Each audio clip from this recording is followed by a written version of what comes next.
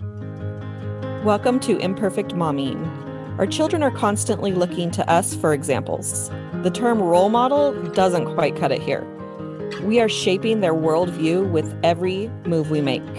You see, it's not in the lectures we give or moments where we are actively attempting to teach them. It's in the micro movements we make, the unconscious ways in which we navigate life.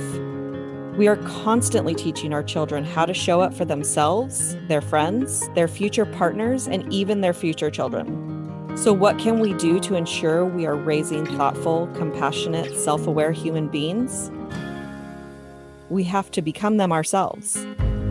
No one is perfect, but we can still all be better, and it starts with self-healing. Let's get to it.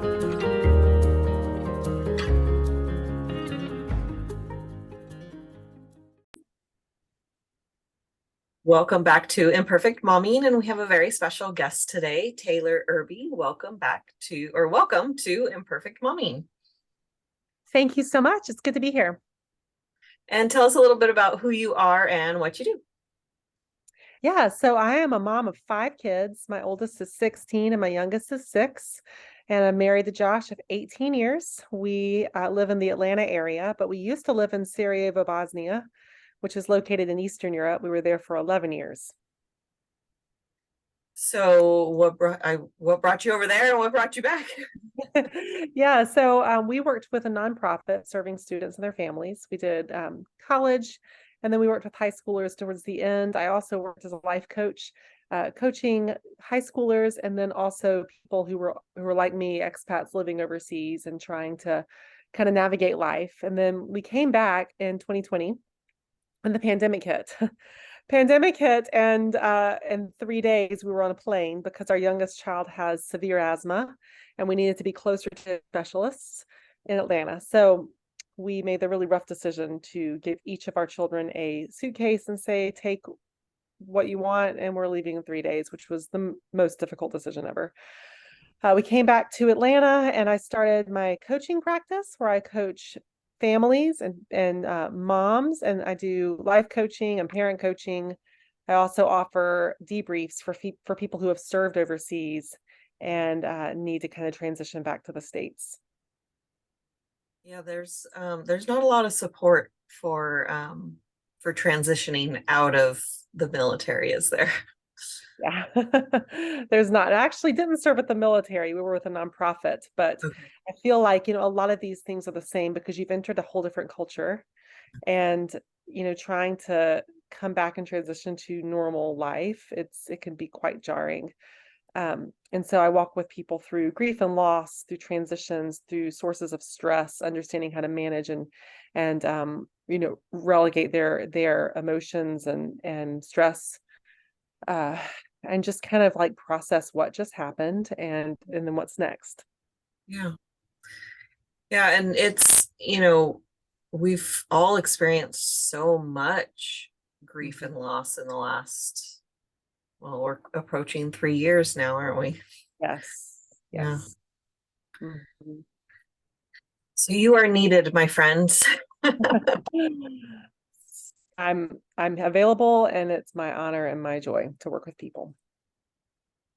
So what are some of the biggest struggles that you run across inside your coaching practice? Are you talking about with parents when they come, or people Yeah. who come for Well, coaching? pick one. You mentioned a lot. Yeah. Yeah. Okay, well, since we're doing mom support coach, I can talk about moms. Uh, you know, it's I think there's a big struggle, first of all, with shame, the shame that we carry, the shame that has come through, things that were said to us, or things that were done to us, or things that we perceive that maybe weren't even said or done to us, but maybe somebody said something and we received something different, and we started to believe lies about ourselves that some place in our childhood or teenagerhood, and then, or we've had some sort of expectation for ourselves. We made some sort of vow, I will always, or I will never. And the always and the never statements are so extreme that, Mhm.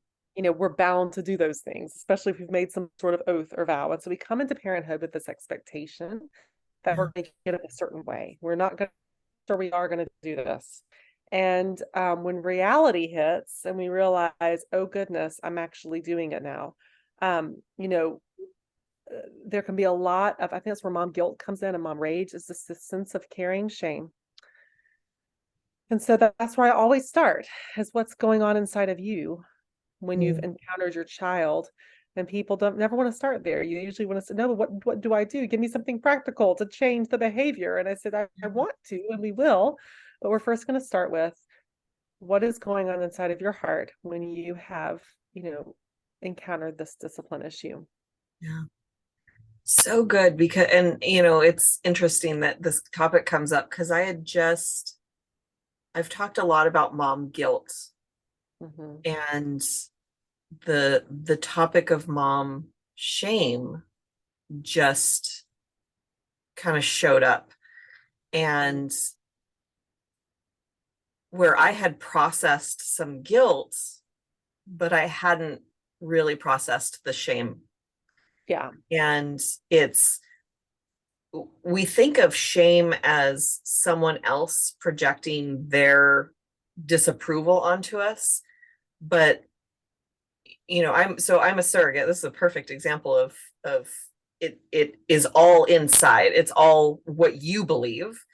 I'm a surrogate, and a friend of mine told me that her mother-in-law doesn't approve of me being a surrogate.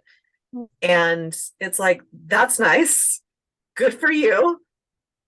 I love being a surrogate. Like, you can have your beliefs about it not being in alignment with what you think is, what a good Christian does, or I think that was what her argument was. But that's not my definition of what a good Christian does. And so there was no feeling of shame that I've been a surrogate 3 times or 4 times now. And wow. So if it doesn't live inside of you, no one else can shame you. Right. Our parents kind of start with the shame on you, which is a phrase that I don't think any parent should ever say. Let's remove that from our phrase, our parenting vocabulary. But if it doesn't exist, like, besides your parents saying shame on you, like, that's probably the first time. But if someone said shame on me, if this woman said shame on me for being a surrogate, I'd be like, thank you for your opinion. Move along. Yeah, but I think shame can, hide in different ways, and shame can dress in shiny clothing. We don't always recognize it. And sometimes we pride ourselves on our shame. We pride ourselves on the things that, we want to be better people. We want to, be more refined or whatever. And so we will invest our time and our resources and things and in lies that we believe about ourselves. Because we want to be better. Yeah. And so that's why Instagram is so successful. That's why Pinterest is so successful, because people want to improve, but then they get hooked in on that thing, And so what I taught with parents about, and this is covered more extensively in my colleague Lynn Jackson's online course called Grace and Truth for Moms through Connected Families. It's amazing. But you can think about, if I believe a statement about myself that is not true, but I've believed it, I really need to sit with that and kind of deconstruct it. So maybe, the one that she gives, and I really resonated with when I first heard, was, I'm an angry mom and I'm raising an angry child. And when this child gets to be a teenager, it's going to be terrible. Okay. And so I've just stated something that I've been believing for years. Maybe my child experiences really big emotions and yells a lot and kind of sets all of us off kilter. I can keep saying that, and that might be true. She's angry and I'm angry. But we got to look back at the why. Well, instead of us being angry, how about I replace that word with intensity? I'm an intense mom raising an intense child. And we butt heads a lot, but at the end of the day, we really love each other. We're going to work this thing out, you know? And so being able to reframe, once we can reframe those lies, you know, one of the other lies that I see parents believe frequently, and I believed about myself as well, and still sometimes fall into this trap is, you know, I'm the parent, I should be respected. Gosh darn it. You know, like, why aren't they Yeah. obeying me? Okay. And so the truth of that maybe would be, you know, true respect is earned. Mhm. It is not just given. And so what am I doing? How am I parenting what in wisdom to gain my children's respect over time? Because if Mhm. I'm not being a respectful person to them, if I am not, you know, being wise, but I'm just sort of like demanding, then I don't think I probably deserve respect in that moment. We've been taught that you respect your parents no matter what. But if your parents aren't being respectful, like, Right. well, what reason is there to be respected back? Yeah. You know, and And I, so true respect is earned. God. Yeah. The concept to me that comes up a lot is like, we have to teach them Mhm. what it is to respect, or what Yeah. is deserving of respect. We have to teach them how to respond when you're feeling a big emotion. We have to Yeah. teach them, you know, I mean, we had this conversation on another podcast where we actually have to teach them how to leave a voicemail. We have to Yeah. teach them what's appropriate way to talk to their peers versus Right. an appropriate way to talk to an adult. Like, they're brand new humans that have at least most of the time 20 less years of experience than we do. And they, like, we were taught in either through action or through discussion most of the time how we behave. And so we have to then turn around and do that for our children. And I think that so many parents, maybe even younger parents, don't realize that they had been taught. And so they just expect the kid to learn a certain way, Yeah. or they And weren't taught. They just learned through observation. This is how we sure, behave. social norms. But then, like, you know, what happens when we didn't teach our kids, maybe, or maybe our child, like, I have a child with behavioral challenges because of his special needs. And so, what happens when, you know, we've forgotten to teach our kids a certain manner that's, you know, I know living overseas, it wasn't the manner to say yes, ma'am, no, ma'am. But then I come back to the South, and all of a sudden, if you don't say yes, ma'am, no, ma'am, you could get in trouble depending on who you're talking to, right? And so, you know, maybe I forgot to teach them that.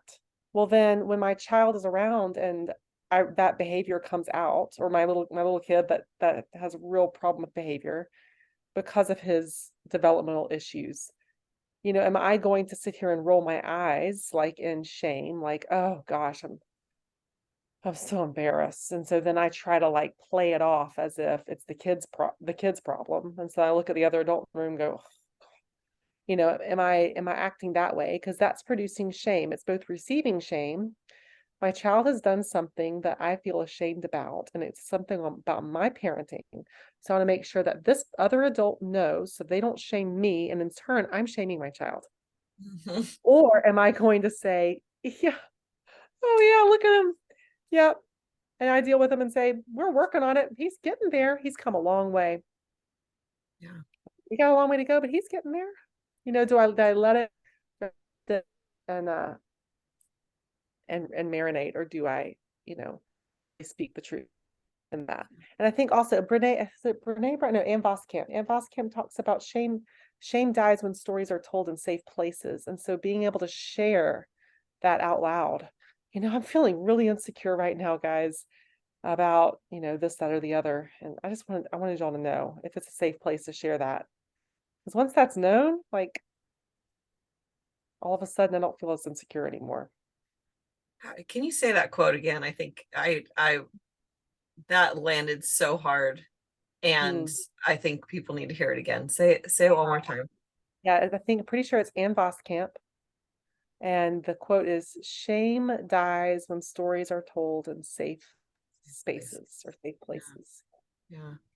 So if you don't want to share it with everybody, but if you're in a place and you feel pretty safe around these people, you can share with them what's going on inside of you. I'm feeling very anxious right now about this, Mm-hmm. or I'm feeling really insecure right now in this group of people. I don't really know what to do about that. You know, you got people that will listen to you and help you grow and be stronger. Yeah. Yeah, and it's so true. We had we were going to the snow this weekend, and tomorrow I'm 2 weeks postpartum from a C-section, which is my first C-section. And when the trip was announced that we were going, my boyfriend said, "Oh, it didn't ever occur to me that you wouldn't go." And I'm like, okay, so 10 days after your knee surgery, were you going to the snow? Like I just, and I'm not a confrontive kind of person. And so I didn't say that, but that was my first thought. And I actually burst into tears because hello, hormones. um, but I had this massive internal conflict because there's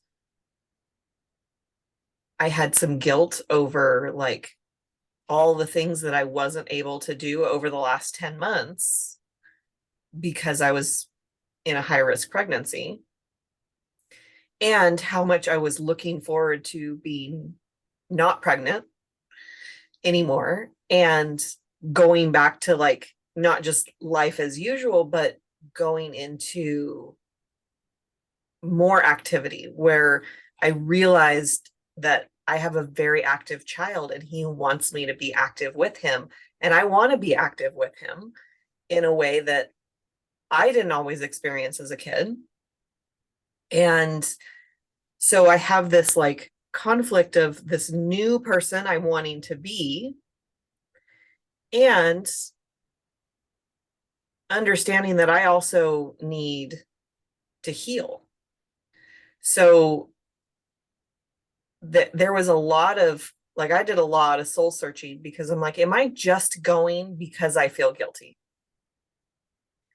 Am I just going because they want me to?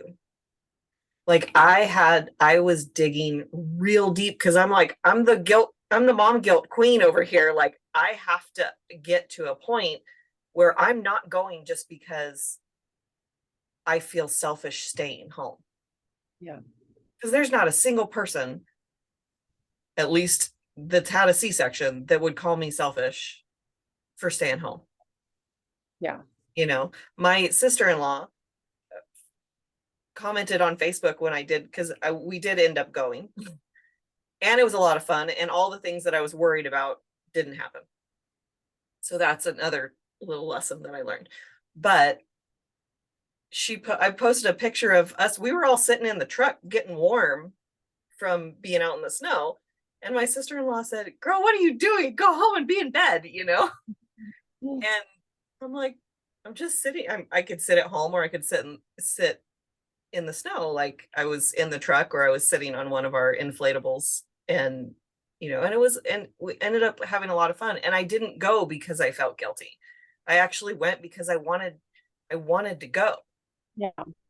It took some time to get to the place where I wanted to go. Mm-hmm. But I got to the place where I wanted to go. Right. And right. This is just one of those situations where I'm in a position where I'm glad I've done this work, where I understand that I was having a values conflict, I was having a priorities conflict, I was having some guilt, and I had to process it through, talking to my boyfriend, talking to my son, talking to some friends, talking to people who've gone through what I went through, and calming some of the fears that had come up, and all that kind of fun stuff. glad I did instead of wishing I had. Mm. Yeah, and like that's kind of a boundaries topic of understanding our boundaries and our limits, kind of like where I start and where I stop and someone else begins. And like honoring our boundaries is the best thing we can do. It's always in the best interest of everybody involved. Many years ago, I had a friend ask me if I could babysit her two young children. And it was just going to be for an hour. And if I were to accept that job, it was, free. It wasn't a job, but if I were to have her kids over, then it would save her about 4 hours of time of driving kids to her parents' house and back, and then to her parents' house and back. And I was the only option left, and it was the next day. I had two very small children at the time, and we were preparing to move overseas. So we were repainting our house ourselves, and everything was kind of in disarray. And on one hand, I wanted to say yes so badly because I knew the stress it was putting on my friend. I knew that it was going to put her out significantly and use a lot of her time. On the other hand, I knew that if I were to say yes, I would overrun myself. I'd probably be sick, and I'd probably yell at her kids and mine and do more damage than just saying, no, I can't. And I really struggled with that no. But looking back and seeing, every time we honor our boundaries, we are respecting everybody involved. Being selective on what we say yes to and what we say no to. And, if I could have said yes, I would have, and I could have said yes, right? But it would have been, So just trying to honor those. And that's what you did. You honored your boundaries. You go, okay, do I really want to do this?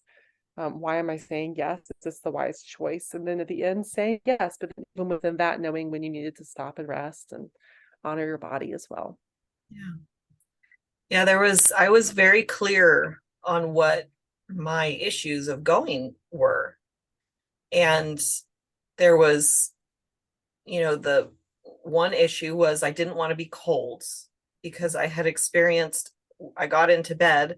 We have a very cold house. Our heater this is an old house.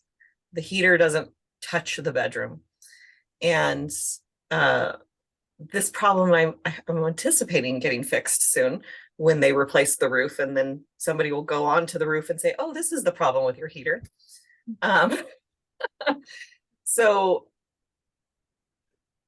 I got into bed and the sheet was cold and I was shivering, and I'm like, this is the worst pain that I've experienced, because who knew that when you shiver, your abdominal muscles are being activated. I didn't have any clue that that's what happened until you're not supposed to activate your abdominal muscles. So being cold was a big fear. I also didn't want to sit in the car and be like isolated and bored and wasting gas because the heater's on the whole time.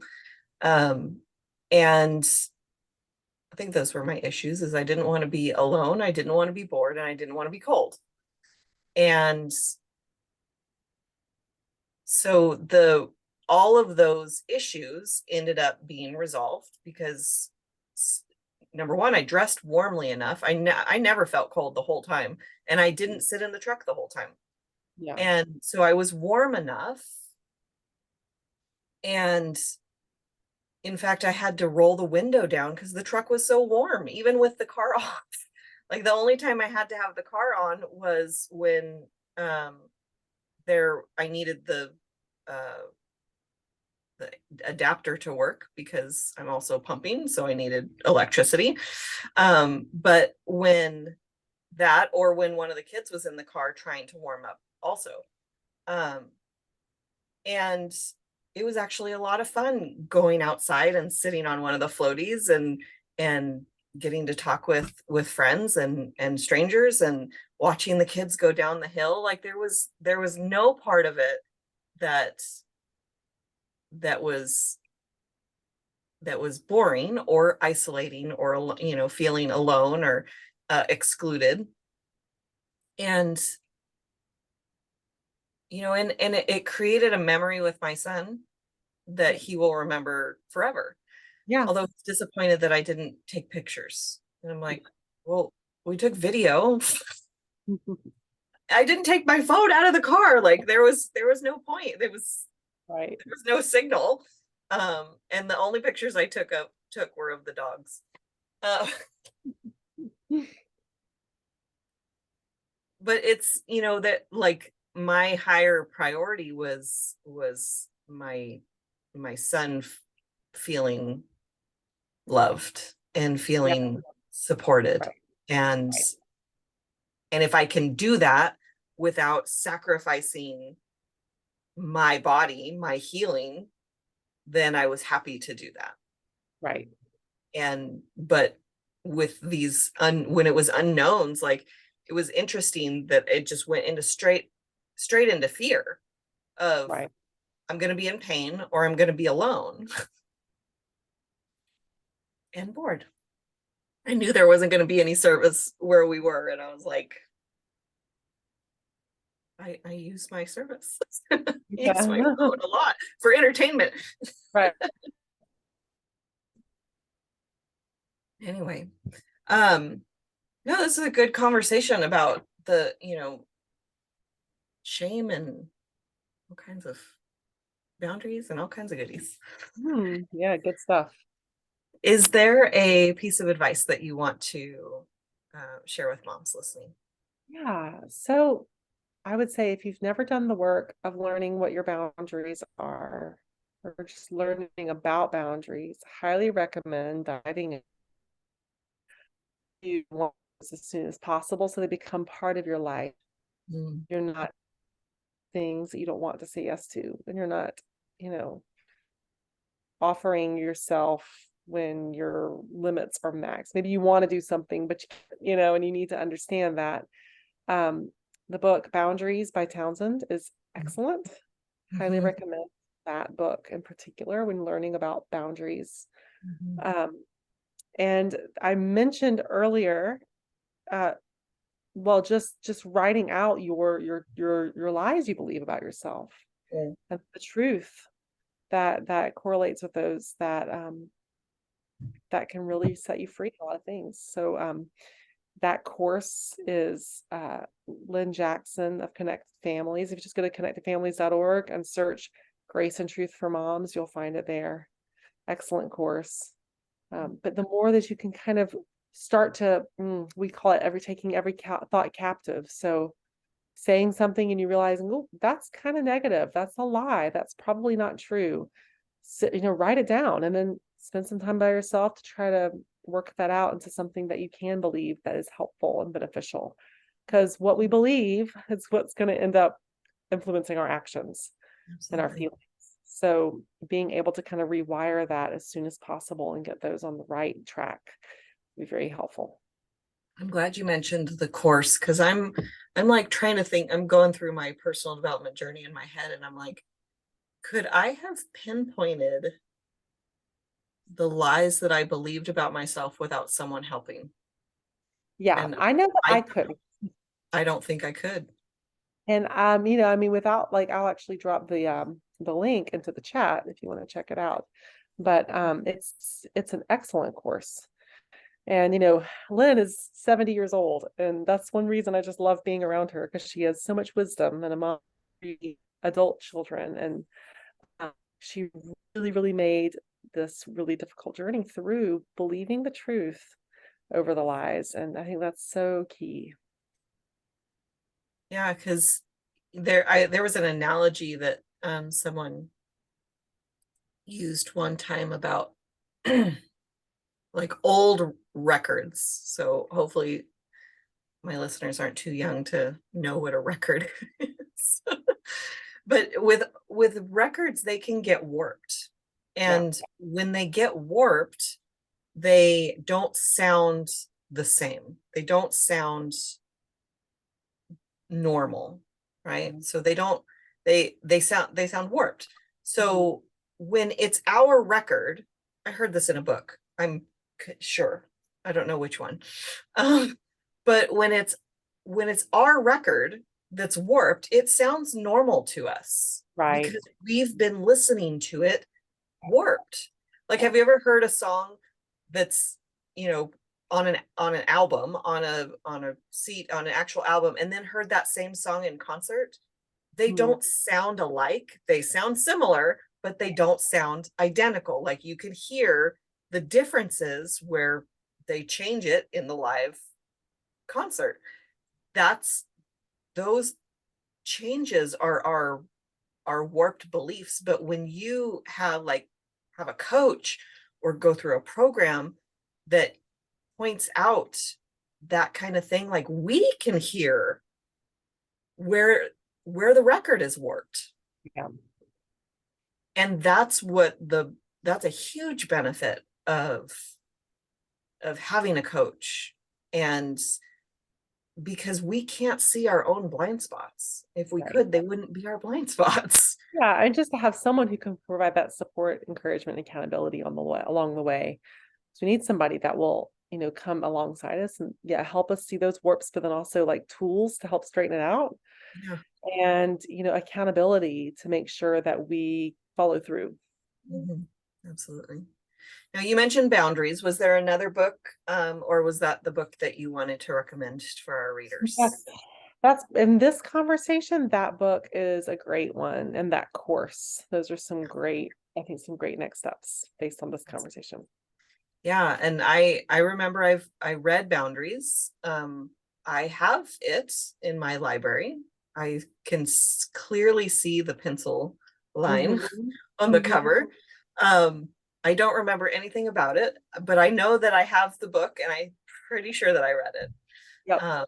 It's funny how, Yeah, another great one. I mean, if you just speak more books, Changes That Heal by Henry Cloud is excellent as well. And it talks a little bit about boundaries in there as well, but then just other things you can do to heal. Perfect. And where can our listeners find you? Yeah, so online at taylorirbycoaching.com. And then I'm on Instagram and Facebook at Taylor Irby Coaching. And I'd love to connect. If you want to follow me there, send a message, check out what I've got. I got some resources on my webpage you can look at. Well, thank you so much for being here and pouring into our listeners and for a great conversation. And Yes, great. Thanks, Alysia. I appreciate it. You're welcome. So we'll have another episode of Imperfect Momming for you next week. And until then, keep healing. Bye, guys. Thank you. Thank you for tuning in to Imperfect Momming. It's time for us to step up and realize that our power is not in trying to shape our children. Our power lies in shaping ourselves into the people we want our children to model themselves after. Don't just do it for your kids. Do it for yourself.